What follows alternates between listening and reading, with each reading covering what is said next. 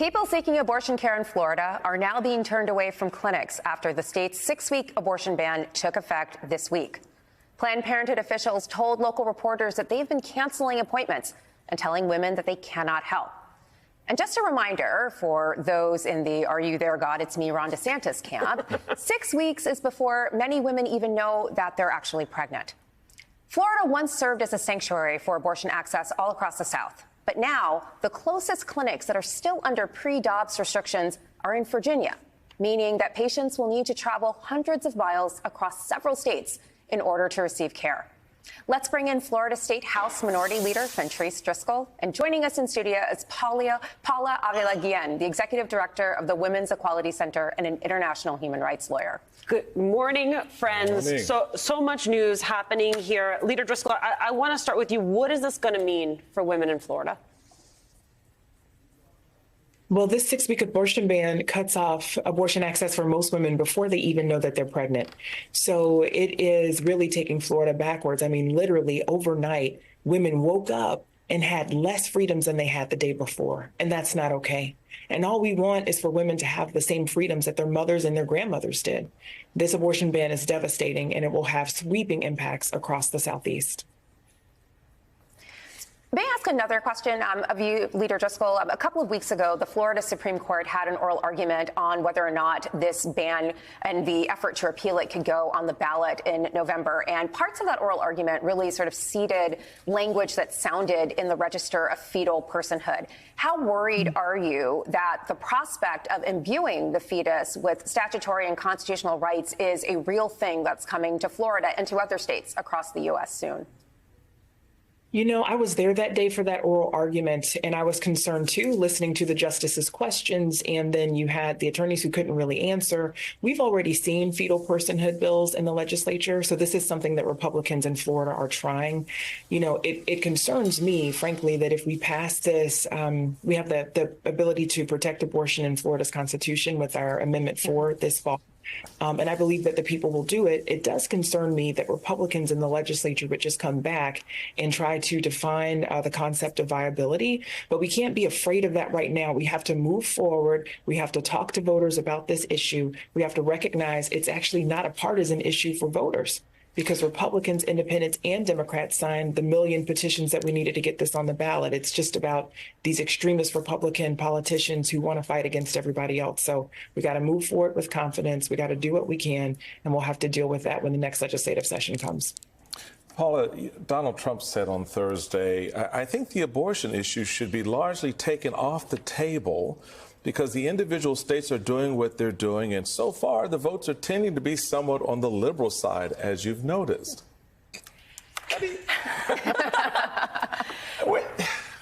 I mean, I think that this is leaving it to the states, is accepting that half of the population will not have access to abortion. Right.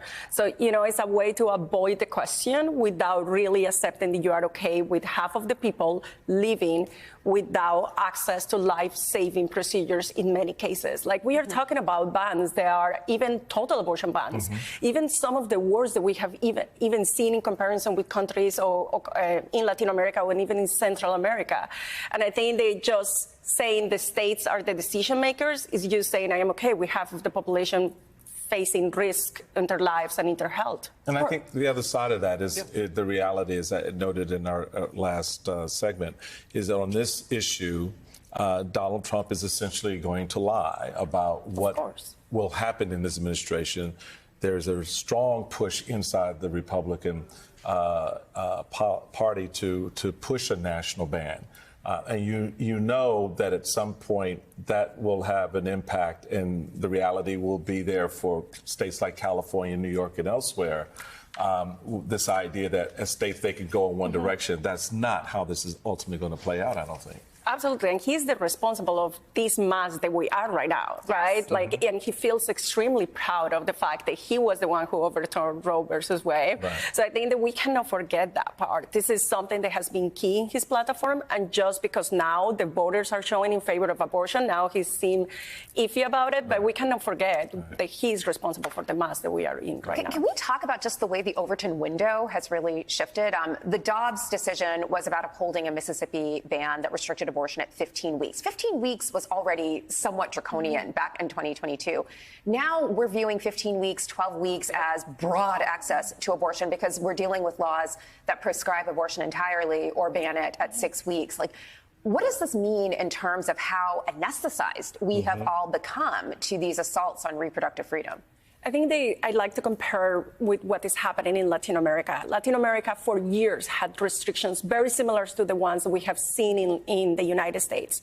12 weeks, don't even exception systems, as they call, risk of life, risk of rape. And what we saw is that those systems don't really work when it comes to give access. At the end of the day, people were suffering the consequences of not being able to receive the procedure to protect their life, their health, or even their choices. Like, I am not even talking about like choosing to not become a mother. I am talking about health procedure.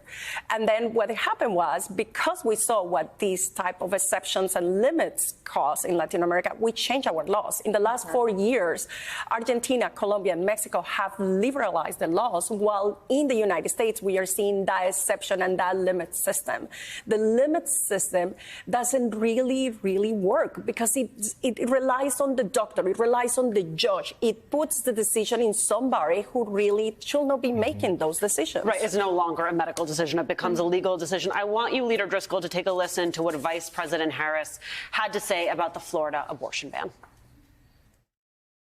Another Trump abortion ban went into effect here in Florida.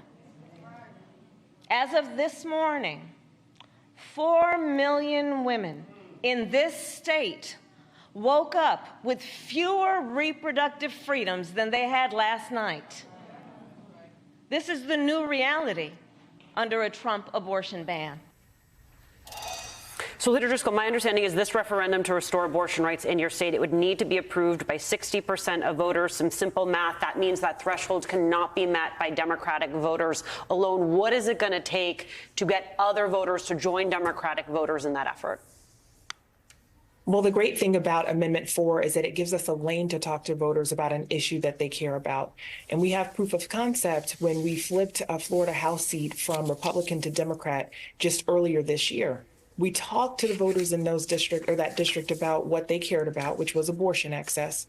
That immediately disqualified the Republican candidate because that candidate wasn't going to protect choice.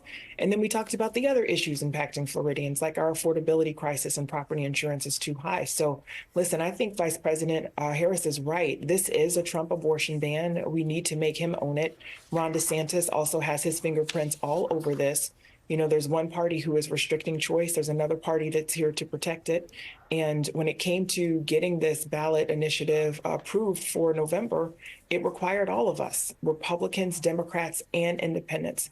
I think it's also important, you know, because we talk about that 60% threshold a lot, and I know that it is, you know, it's a hurdle to overcome, but Floridians know how to do this. We did this in 2018 when we restored the right to vote for formerly convicted felons. We've done this for a $15 minimum wage. We can attain that threshold. We'll just have to work very hard to do it and make sure that we talk to all voters across the political spectrum, because all voters do care about this issue.